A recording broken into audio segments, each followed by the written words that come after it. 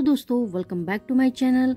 Episode 2 की शुरुआत में हम देखते हैं स्कूल से एक साथ घर आते हुए जुयंग तो ये जानकर हैरान हो जाता है कि दोही के पास मोबाइल भी नहीं है और वो इंटरनेट का यूज भी नहीं करता। वो दोही से पूछता है कि तुम्हारे गांव में मूवी के थिएटर है?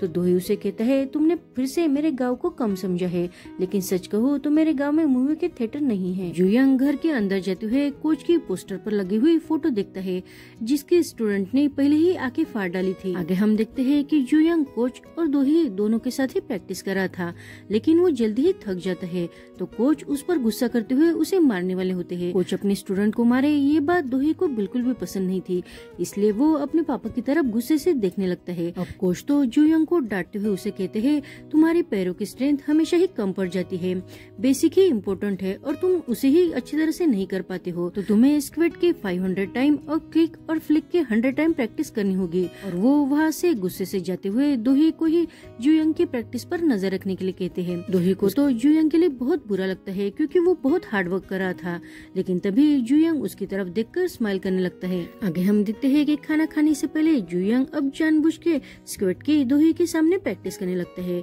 तो दोही उसे कहते हैं अरे तुम्हें देखकर कोई भी समझ जाएगा कि तुमने ज्यादा प्रैक्टिस नहीं की है। तभी वहाँ कोच आ जाते हैं। उन्हें देखकर दोही के चेहरे पर कोई भी रिएक्शन नहीं थी, लेकिन जुयंग बहुत ही खुश था। तभी कोच जुयंग से पूछते हैं क्या तुम हमेशा तुम्हारी माँ को कॉल करते हो?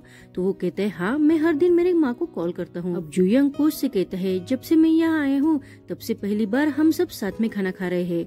तो कोच उससे कहता है अगर हम हमेशा ऐसे साथ में खाना खाएंगे तो इस लड़के को यानी दोही को मुझसे बहुत प्रॉब्लम होगी। तो जुयंग उन्हें कहता है एक साथ खाना खाना बहुत अच्छी बात है, लेकिन कोच उसकी बातों पर ध्यान न देते हुए कहते हैं तुम्हारी एबिलिटी चेक करने के लिए तुम्हें नेक्स्ट वीक दोही के साथ कॉम्पीट करना पड़ेगा। दोही ताइक्वांडो में बहुत एक्सपर्ट है, उसे कोई भी नहीं हरा सकता। जब वो मिडिल स्कूल में था तो मैं उसे नेशन वाइड कॉम्पीट के लिए लेके गया था, लेकिन उसे डर कर उसके साथ किसी ने भी कॉम्पीट नहीं किया था। हमें दोही के ट्रॉफीज और सर्टिफिकेट दिखाए जाते हैं। जुयंग कहता है मैं मेरा बेस्ट देने का ट्राई करूंगा। तभी कोच यूनियन के बारे में दोही से पूछते हैं। दोही कहता है वो अच्छा है। तो कोच कहते हैं वो सच में घर पर बहुत ही अच्छा लड़का है, लेकिन थोड़ा सा जिद्दी भी है। अब वो तो खाना खाते हुए ही जुयंग को बहुत सा ज्ञान देने लगते हैं, तो उन्हें तो पता ही नहीं चलता कि कब उनके चॉपस्टिक से खाना नीचे गिर गया है। उनकी यही सारी आदतें दोही को बिल्कुल भी अच्छी नहीं लगती, लेकिन वो अपने पापा से कुछ भी नहीं कहता। खुद ही टिश्यू लेके वो खाना साफ कर देता है। हम दिखते हैं कि शॉवर लेने के बाद जुयंग बाहर आने लगता है। तभी बाथरूम के डोर पर दोही खड़ा ही होता है। वो जुयंग को देखकर उसे कहता है अगर तुम्हारा शॉवर लेना हो गया हो तो जल्दी से बाहर आओ, फिर से फ्लोर ज्यादा गीला मत करो। तभी जुयंग उसे पूछता है क्या तुम शॉवर लेने वाले हो? तो दोही कहता है हाँ, और वो सीधा बाथरूम में चला जाता है। जुयंग तो दोही के पीछे ही बाथरूम में आते हुए अपना शर्ट निकालकर उसे कहता है देखो मैंने कितनी प्रैक्टिस की है, मेरी मसल्स कितने अच्छे से दिख रही है। अब दोही बहुत ही एम्बेरस होकर जुयंग की तरफ देखता भी नहीं और उसे कहता है तुम ये सब क्या कर रहे हो? तो जुयंग उसे अपनी थाई दिखाते हुए कहता है तुम यहाँ टच करो, देखो कैसी मसल्स आ गई है। वो दोही का हाथ जबरदस्ती पकड़कर अपने थाइस को लगाने लगता है। अब दोही तो बहुत ही नर्वस हो जाता है। वो जुयंग को मना करते हुए उसे बाथरूम से बाहर निकाल देता है और दरवाजा जल्दी से बंद करते हुए जुयंग से कहता है तुम ऐसे पागलों जैसे एक्ट मत किया करो, तुम्हें दूसरों की फिक्र करने की कोई जरूरत नहीं है, बस तुम अपने बारे में सोचो और यहाँ से चले जाओ। बहुत ही मासूम बन के दूसरों के साथ अच्छे रहने की तुम्हें कोई जरूरत नहीं है। इतना कहकर वो खुद को रिलैक्स करता है और बाथरूम में अंदर आते हुए कहता है ये सच में बहुत साइको है। आगे हम देखते हैं कि रात में जब दोही पढ़ाई कर रहा होता है तो उसे जुयंग की बाहर जाने की आवाज आती है, लेकिन वो फिर से उसे इग्नोर करते हुए अपनी पढ़ाई कंटिन्यू करता है। लेकिन तभी उसे जुयंग की अपनी माँ के साथ फोन पर बात करने की आवाज आती है, तो वो अब खिड़की में से झाँक कर देखने लगता है। तो उसे समझ में आ जाता है कि उसे परेशानी ना हो, इसलिए जुयंग रात की इतनी ठंड में अपनी माँ से बात करने के लिए घर से बाहर रास्ते पर गया था। उसने अपने ऊपर चादर भी ओढ़ ली थी, उसके बावजूद भी उसे बहुत ही ठंड लग रही थी। अब उसे ठंड में ऐसा कपकपाते हुए देखकर दोही के चेहरे पर स्माइल आ जाती है, लेकिन अब बहुत ठंड लगने के कारण जुयंग तो जल्दी से भागकर अपने रूम में आ जाता है और सीधा बेड पर गिर जाता है। उसकी ऐसी आवाज से ही दोही हंसने लगता है। दोही ने पहले ही उससे कहा था कि तुम्हें क्रेजी एक्ट नहीं करना है, लेकिन उसके ऐसे क्रेजी बिहेवियर से ही दोही अब स्माइल करने लगा था। आगे हम देखते हैं कि दोही स्कूल के लिए रेडी होकर अब जुयंग के लिए ब्रेकफास्ट बनाने के लिए बाहर आता है। वो तो जुयंग को ब्रेकफास्ट खाते हुए देखकर शॉक हो जाता है और उसे कहता है मैंने तुम्हें कहा ना कि ये मेरा काम है। तो जुयंग उसे कहता है लेकिन मैंने पहले ही ब्रेकफास्ट अब बना दिया है, तो तुम अब चुपचाप से बैठकर बस उसे खाने का काम करो, और वैसे भी मैंने तुम्हारे लिए कुछ स्पेशल बनाए हैं। दोही को पता था कि उसके पापा स्टूडेंट को भी बहुत मारते हैं, इसलिए वो अब जुयंग की फिक्र करते हुए उसे कहता है, तुम्हें अपने आप को ज्यादा पुश करने की कोई जरूरत नहीं है, तुम्हें बस अपने ट्रेनिंग का ख्याल रखना है। अगर तुम्हें कोई हिट करे या तुम्हें परेशानी हो तो तुम्हें जल्दी से अपने पेरेंट्स को कॉल कर देना चाहिए। तो जुयंग उसे कहता है, मैं सारी बातें खुद हैंडल कर सकता हूँ, तुम बस अपना खाना खाओ। लेकिन तभी दोही उसे माफी मांगते हुए कहता है, कल मैंने तुम्हारे साथ बहुत ही हार्शली बात की है, उसके लिए मुझे बहुत बुरा फील हो रहा है, तो मुझे माफ कर देना। तो जुयंग स्माइल करते हुए उसे कहता है, इट्स ओके। अब जुयंग ने इतनी जल्दी उसे माफ कर दिया था, उस वजह से दोही भी स्माइल करने लगता है। अब दोही खाने का एक बाइट लेता है तो उसे वो खाना बहुत अच्छा लगता है। वो तो अब जुयंग के स्किल से बहुत ही सरप्राइज हो गया था। अब जुयंग को तो लगता है कि दोही उसकी कुछ तारीफ करेगा, और दोही तो एम्बेरस होते हुए उसे कहता है, मैंने ये नहीं कहा था कि तुम क्रेजी जैसा नहीं कर सकते हो, एक्चुअली तुम तो सब कुछ कर सकते हो, लेकिन मैं बस ये चाहता हूँ कि ये काम मेरा है तो मुझे ही करने दो। तो जुयंग उसे कहता है, मैंने तुम्हें बताया ना कि मैं मेरे खाने का सामान खुद ला सकता हूँ और खुद खाना बना भी सकता हूँ, अगर तुम्हें इतनी केयर करनी है तो तुम खाने के लिए पैक कर सकते हो। तो वो दोही से पूछता है कि मेरे आने से पहले यहाँ जो भी स्टूडेंट आए, क्या तुम उन सब का ऐसे ही ख्याल रखते थे? तो दोही कहते हैं, अगर मैं नहीं ख्याल रखूंगा तो कौन रखेगा? अब उसकी ये बात सुनकर जुयंग को तो बहुत बुरा लगता है। तभी दोही उसे कहता है कि तुम खुद का खाना बना सकते हो, लेकिन अब मेरे लिए खाना बनाने की जरूरत नहीं है क्योंकि आज मैं लेट आने वाला हूँ। ये सुनकर जुयंग तो बहुत ही शौक होकर कहता है, क्या? तो दोही कहता है, अरे तुम इतना शौक क्यों हो गए? तो जुयंग उसे कहता है, तुम्हारे जैसा ब्रिलियंट स्टूडेंट इतने रात तक कहाँ जाएगा, क्या करेगा? तो दोही उसे कहता है, मैंने तुम्हें पहले ही कहा है कि मैं यहाँ से जाने वाला हूँ। तो जुयंग शौक होकर उसे पूछता है, क्या तुम नया घर ढूंढने के लिए जा रहे हो? तो दोही उसे कहता है, नहीं वो बात नहीं है, एक्चुअली सेमेस्टर अब खत्म होने वाला है, तो सेमेस्टर खत्म होने के बाद मैं यहाँ से चला जाऊंगा। तो मुझे लगता है कि तुम्हें भी अपने खुद के डिसीजन के बारे में एक बार फिर से सोचना चाहिए। अब दोही के जाने के डर से जुयंग तो अपसेट हो जाता है। आगे हम देखते हैं कि दोही जब स्कूल जाने लगता है तो वो देखता है कि उसके पापा के पोस्टर पर जो आंखें फटी हुई थी, जुयंग ने उस पर नई आंखें निकाली थी। ये देखकर अब दोही तो बहुत ही हंसने लगता है। आगे हम देखते हैं कि जुयंग जब जिम में प्रैक्टिस कर रहा होता है तभी वो देखता है कि कोच अपने साथ दो स्टूडेंट को पनिशमेंट देने के लिए लेके आते हैं। तो वो जल्दी से जिम में आए हुए छोटे छोटे बच्चों को आइसक्रीम लाने के लिए भेजकर खुद चुपके से कोच और उन स्टूडेंट की बातें सुनने लगता है। जब कोच अब उन स्टूडेंट को मारने वाले होते हैं तो वो जल्दी से डोर ओपन करके अंदर आता है और थोड़ा सा डरते हुए ही कोच से कहता है, उन्होंने कहा ना कि वो फिर से ऐसा नहीं करेंगे, तो आपको उन्हें छोड़ देना चाहिए, नहीं तो वो इस बात का बदला दोही से लेंगे। ये सुनकर अब कोच को बहुत ही गुस्सा आता है। आगे हम देखते हैं कि दोही जुयंग के लिए उसके फेवरेट शॉप से गार्लिक फ्लेवर वाली आइसक्रीम लेकर घर जा रहा था। पीछे से वो सारे स्टूडेंट आकर दोही को एक कोने में ले जाते हैं और उसे बहुत मारने लगते हैं। अब ह्यून्यू तो वही खड़ा होता है लेकिन वो उनको रोकता भी नहीं। अब जब दोही का सिर नीचे गिरने वाला होता है तो ह्यून्यू उसका सिर नीचे ना टकराए इसके लिए अपना पैर आगे कर देता है। तभी वो सारे ह्यून्यू से कहते हैं, अरे तुम क्यों नहीं इसे मारते? अब ह्यून्यू दोही को मारने वाला होता है। तभी दोही उसकी तरफ देखने लगता है तो ह्यून्यू उसे मार ही नहीं पाता और वो कहता है, जाने दो, छोड़ दो इसे, वैसे भी अगर हमने इसे ज्यादा मारा तो इसके पापा हमें फिर से मारेंगे। तो वो कहते हैं, अरे तुम्हें क्या हुआ है, आज हम इसे मारेंगे तो ये मामला यही खत्म हो जाएगा। और ह्यून्यू कहता है, नहीं अब बस हो गया। तो वो दोही से कहते हैं कि तुम्हें अपने पापा को इसके बारे में नहीं बताना है, उन्हें बस इतना कहना है कि तुम ऐसे ही नीचे गिर गए, अगर तुमने उन्हें सच बताया तो हम तुम्हें सच में जान से मार डालेंगे। इतना कहके वो सब वहाँ से जाने लगते हैं। अब दोही बस ह्यून्यू को जाते हुए देख रहा था। तभी हमें पास्ट का एक सीन दिखाया जाता है। एक्चुअली दोही उन सब का पहले ही फ्रेंड था, वो सब एक दूसरे के साथ बहुत हंसी मजाक और खेल कूद करते थे। लेकिन ऐसा लगता है कि दोही और ह्यून्यू के मन में एक दूसरे के लिए फीलिंग थी, लेकिन ह्यून्यू उस फीलिंग को डिनाई करते हुए दोही से दूर जाता है। अब सीन प्रेजेंट में शिफ्ट होता है। ह्यून्यू तो दोही को रास्ते पर ऐसे अकेला छोड़कर फिर से उसे दूर जाने लगता है। दोही को उसे ऐसा देखकर बहुत ही हर्ट होता है और वो कहता है, ये मेरा एक टाइम में सबसे क्लोज फ्रेंड था, लेकिन सडनली मैं मेरे उस फ्रेंड को अब सबसे ज्यादा हेट करता हूँ। आगे हम देखते हैं कि रात में जुयंग रास्ते पर घूम रहा था, तभी उसे दोही दिखाई देता है तो वो जल्दी से दोही के पास जाने लगता है। अब दोही भी जुयंग को देखकर खुद के मन में ही कहता है, ये एक स्ट्रेंजर था, मैंने कभी नहीं सोचा था कि ये मेरा दोस्त बनेगा या दोस्त से कुछ बढ़कर बनेगा। जुयंग उसे कहता है, अरे मुझे लगा कि तुम आज घर नहीं आने वाले, और वो दोही के पास जाने लगता है। लेकिन वो दोही के आलस देखकर समझ जाता है कि उसे किसी ने पीटा है, तो वो जल्दी से दोही से कहता है, तुम्हें किसने मारा है, क्या हुआ तुम्हें, तुम कहाँ थे और तुम्हारे सर पर इतनी मिट्टी कैसी लगी है। अब दोही तो उसे कुछ बताता उससे पहले ही वो नीचे गिरने वाला होता है, तो जुयंग ही उसे संभाल कर एक जगह पर बैठाता है। क्या हुआ तुम्हें, क्या उन लड़कों ने ही तुम्हें मारा है। और वो दोही को देखकर बहुत ही परेशान और उसके लिए फिक्रमंद होता है। दोही रोते हुए उसे कहता है,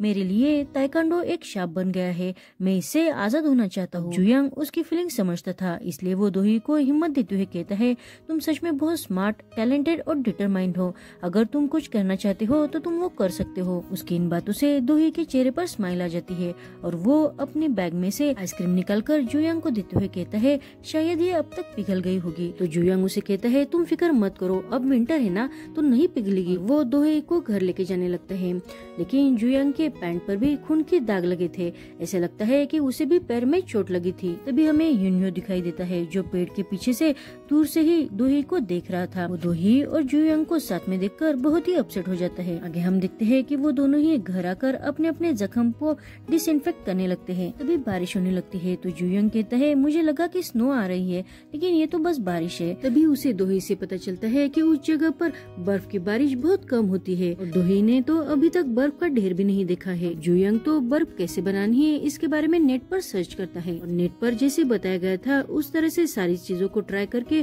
वो बर्फ बनाने की कोशिश करता है। देखते हैं कि दोही ने उसके लिए जो आइसक्रीम लाई थी जुयंग वही खा रहा था। तभी दोही को कॉल आ जाता है। अब जुयंग उसकी फिक्र करते हुए कहता है, क्या तुम सब हैंडल कर सकते हो। तो दोही कहता है, हाँ मैं अब ठीक हूँ, और वो वहाँ से जाने लगता है। तो जुयंग उसे कहता है, मैं भी तुम्हारे साथ चलूंगा। तो दोही कहता है, नहीं तुम पहले अपनी आइसक्रीम फिनिश करो। अब जुयंग तो जल्दी से एक चम्मच भर आइसक्रीम दोही के लिए लाकर उसे कहता है, इसे खाकर देखो, ये बहुत ही डिलीशियस है, मैंने भी आज तक इसे ट्राई नहीं किया, तो तुम भी ट्राई करो। दोही उसे मना करते हुए कहता है कि इसमें तुम्हारी लार लगी है। अब ये सुनकर जुयंग तो जल्दी से वो बाइट खा लेता है और वही चम्मच बेसिन में धोकर उसी में ही फिर से आइसक्रीम लाकर दोही को खिलाने लगता है।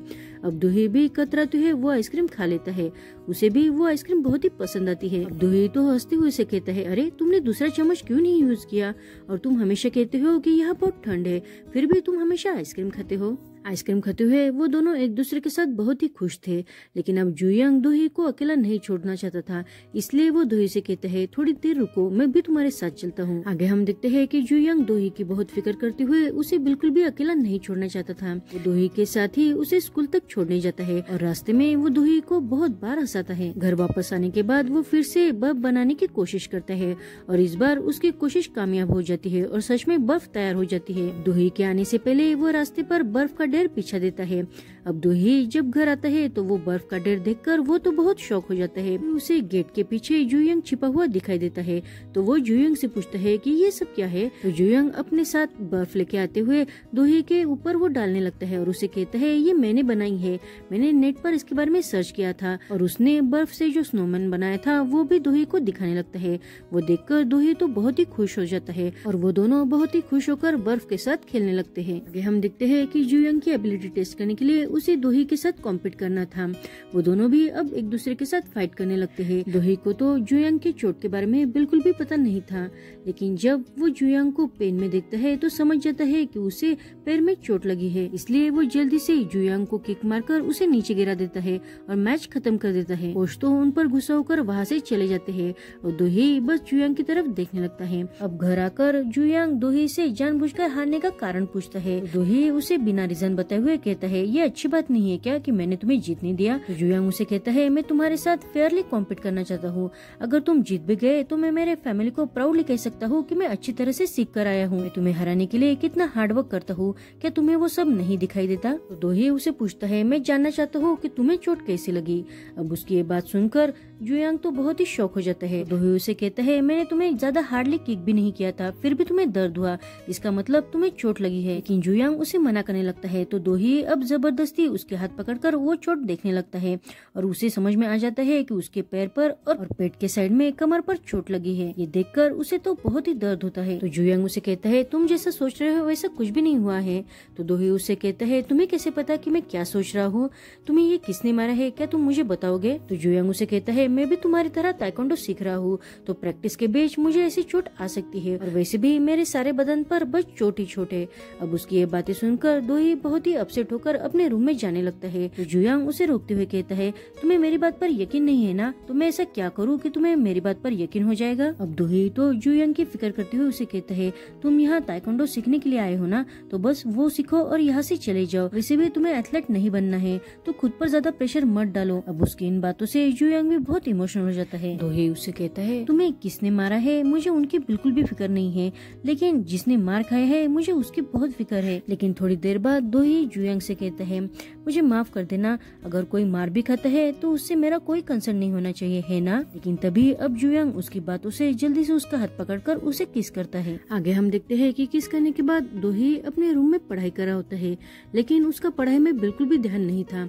तभी उसे जुयांग आवाज देता है, लेकिन वो जुयांग की आवाज का कोई भी रिप्लाई नहीं करता। अब जुयांग तो पहले उससे माफी मांगता है, लेकिन कहता है मैं तुम्हें बहुत पसंद करता हूँ, लेकिन साथ ही साथ मैं तुम्हारे लिए बहुत वरीड भी हूँ। अब दोही तो जुयांग की इस बात पर कोई रिप्लाई करता उससे पहले ही दोही के पापा वहाँ ट्रंक होते हुए बहुत जोर जोर से दोही को बाहर आने के लिए आवाज देते हैं। वो कहते हैं कि तुमने स्कूल में क्या कहा कि तुम मुझे पसंद नहीं करते हो और तुम अपना फेवरेट जिसे तुम सबसे ज्यादा प्यार करते हो वो ताइक्वांडो भी छोड़ने वाले हो, क्या ये सच बात है।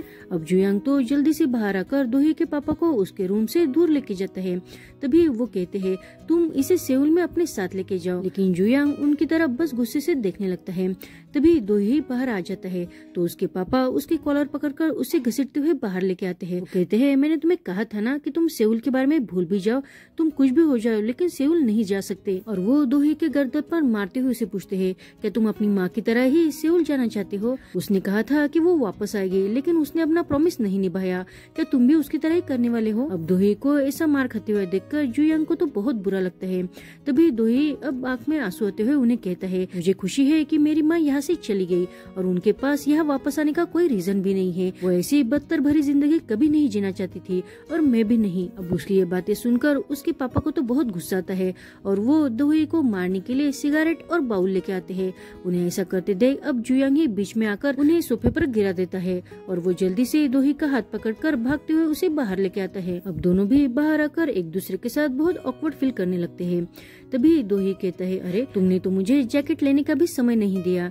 तो जुयांग उसे कहता है सच में बाहर तो बहुत ही ठंड है। तभी वो दोही से कहता है तुमने सच में अभी भी बहुत मिसअंडरस्टैंडिंग की है, एक्चुअली वो सारी चोटें मुझे प्रैक्टिस के बीच में ही आई है।